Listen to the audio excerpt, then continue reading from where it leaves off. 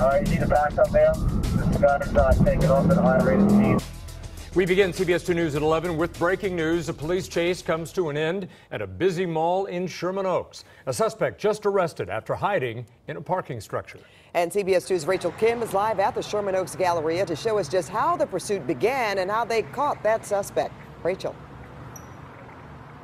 Yeah, Pat and Jeff, the good news again is that the suspect is in custody and this busy intersection is back open. But at one point, this intersection was closed and the entire Sherman Oaks Galleria was surrounded by police. Here is how it all started. LAPD says around 9 p.m. they were after a suspect wanted for stealing a silver or white Ford Mustang in North Hollywood. The male driver led police on a short pursuit along Ventura Boulevard on the 101 and the 405, but ended up going into a parking structure here at the Sherman Oaks Galleria. He crashed his car while inside, and police believe he tried to get into other cars in the structure unsuccessfully, so he then ran into the mall. Police say witnesses and cameras around the mall helped them keep track of the suspect. He was seen going into Buffalo Wild Wings and the ArcLight Theater. As the search was going on, police had the entire Galleria surrounded, all entrances and exits blocked. Patrons inside couldn't leave in their cars, but ultimately the canines that were brought in located the suspect. He was found hiding underneath a car in the parking structure.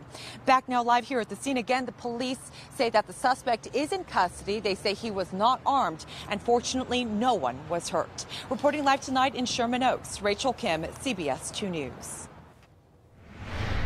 And we have even more breaking news tonight. FBI and ATF agents are inside the post office's giant South LA facility, where a second package that may contain an explosive device was found addressed to Congresswoman Maxine Waters.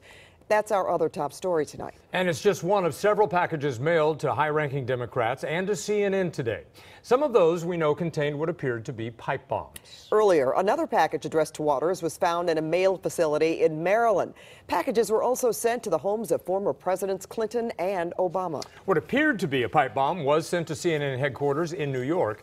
Former DNC chairwoman Debbie Wasserman Schultz's Florida address was on the return label of packages sent to Eric Holder as well as Vice President Joe Biden. In fact, the Biden package is still in the mail, according to CNN. We have team coverage tonight, including CBS 2 political reporter Dave Bryant. But we begin with Randy Page. He's live at the post office in South LA. Randy. Well, Pat, Jeff, we can thank postal workers here for recognizing that a package found in this facility addressed to Maxine Waters looked a whole lot like packages turning up on the East Coast that did have pipe bombs in them. Postal workers with rattled nerves drove out of this huge postal sorting facility tonight under the drone of news helicopters. Wanda Stantz told us it's more than a little scary. A lot scary. Do you know that's our life? We don't know. We could have been blown up. Everybody over in here. Her workstation is at ground zero. It's a bomb threat. Maxine Waters' headquarters, they get mail, she gets mail, or her mail comes from our station. The FBI confirms Congresswoman Maxine Waters received 2 suspicious packages. Law enforcement sources tell us one of the packages was found in D.C., the other here in South Los Angeles. The LA bomb squad suited up and brought in robots to inspect the package. The FBI says the 2 packages Congresswoman Waters received are similar to 5 others that contained pipe bombs, and many look like this. Notice the 6 forever stamps, computer printed address labels, and the return address listed as the office of former DNC chair Debbie Wasserman Schultz. Tonight, the LAPD says the bomb squad rendered the contents of the package harmless. Congresswoman Waters released a statement which says in part, "I am appreciative of the law enforcement entities who intercepted the package and are investigating this matter. I unequivocally condemn any and all acts of violence and terror." So, was an explosive device found inside the package here? Well, we put that question first to the LAPD. Their answer, you need to ask the FBI. FBI is not making it clear one way or the other. Here's what we can tell you. We can tell you that according to the LAPD, whatever was in that package is no longer dangerous to anyone. Let's go back to you. All right, Randy, thank you for the update. In fact, the scene at that South LA post office, just the latest in a day of scares from coast to coast. CBS 2 political reporter Dave Bryant continues our team coverage from the newsroom. Dave. Tonight, federal investigators are still searching for some homemade package bombs, including one they believe was sent to former Vice President Joe Biden and President Trump, still scolding the media while promising to punish those who sent the bomb packages.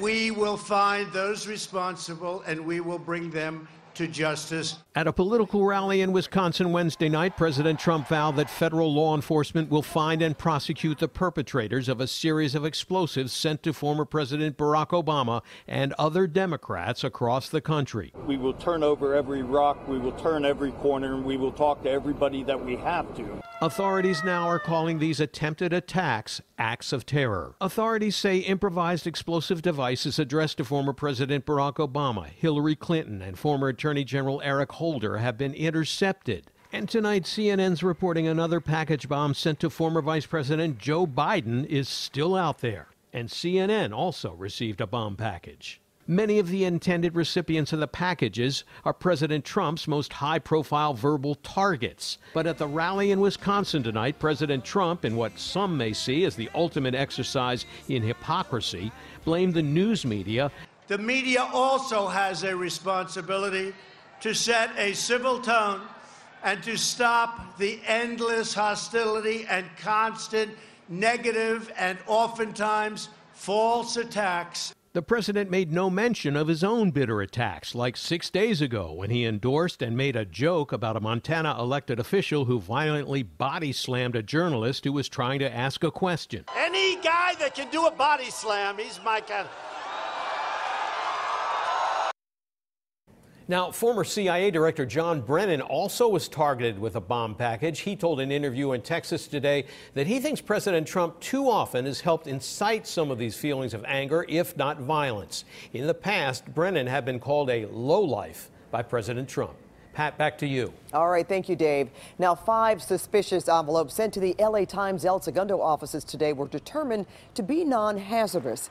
El Segundo police say the envelopes have been cleared by a bomb squad and hazmat team. Police are not saying what, if anything, was found inside those envelopes. They have been connected to violence at political rallies across California, and now 3 suspected white nationalists are in jail. 4 of the suspects are accused of using the internet to organize, promote, and participate in riots and rallies in Huntington Beach, Berkeley, and San Bernardino. 3 of them have been taken into custody. The 4th suspect, that would be Aaron Essen of Riverside, he's on the run. The FBI alleges that all 4 suspects are members of the white supremacy group RAM, or Rise Above Movement. Another blow to Dodgers fans tonight, but hey, we're down, but not out. Teams have been down 2-0 before and have come back to win. We got a lot of home runs left, man. We're just saving up for LA so we can take it home. And Dodgers fans are staying optimistic after losing Game 2 to the Red Sox. CBS 2 Sports Director Jim Hill is live at Fenway Park where the boys in blue are packing up and heading back home for Friday's game. Jim? Pat, thank you very much. And they can't get out of Boston soon enough, that is for sure, because the Dodgers have played their 2nd straight bad game here in the World Series. And as a result of that, they trailed the Boston Red Sox 2 games to none in the best-of-7 series. But when we talked to the Dodgers after the game, and there were a lot of questions that were asked, the Dodgers know exactly what they need to do in order to get back in this thing. We have to execute. I thought we didn't do a great job in Boston executing on the mound. Kind of played, I don't think we played our best baseball here, but we were into these games. We'll go back to LA and we'll regroup. Obviously, coming out here in Fenway is tough, and going down 2 games is not what you want, but I mean, you can't look back now. You got to keep looking forward. You got to tip your cap. They did a good job of coming up with the big at-bats, and they were able to capitalize when we went. You have come from behind earlier this year, but considering the competition, that's going to make it even more difficult. Winning the World Series is not easy, especially against a team like this. Just like them, we never quit. And, yeah, we're down 2-0, but, we're going to stay positive, and we're about to go home and, hopefully try to win 3 games. So the Dodgers will get on their team charter tomorrow and fly back to Los Angeles, where Game 3 will be on Friday. And the Dodgers are hoping that Dodger Stadium will indeed be packed, which it will be. And, of course, they hope that the cheering crowd will boost them on to their first victory here in the World Series. If not, they can just about kiss this one goodbye. Reporting live from the World Series in Boston, Massachusetts, I'm Jim Hill. Pat, back to you now. All right, thank you, Jim. Now, the Dodgers head back to L.A. this Friday for Game 3 of the World Series, and our coverage begins early. Suzanne Marquez and Kevin Cuenca will anchor from Dodger Stadium beginning at 4:30 a.m. Friday. Disney's big secret spilled. Yes, how some park lovers are taking their appreciation to an out-of-this-world level. Plus, a local actor is accused of sexual assault. Was he luring women with the promise of stardom? I'll have that story coming up. Also, Ross, is that you? A beer thief. Looks just like David Schwimmer. How the actor is responding to the look-alike crook. He looks more like David Schwimmer. And it appears no one won tonight's big Powerball jackpot. That means a bigger jackpot this Saturday. How much will be on the line? We'll tell you coming up next.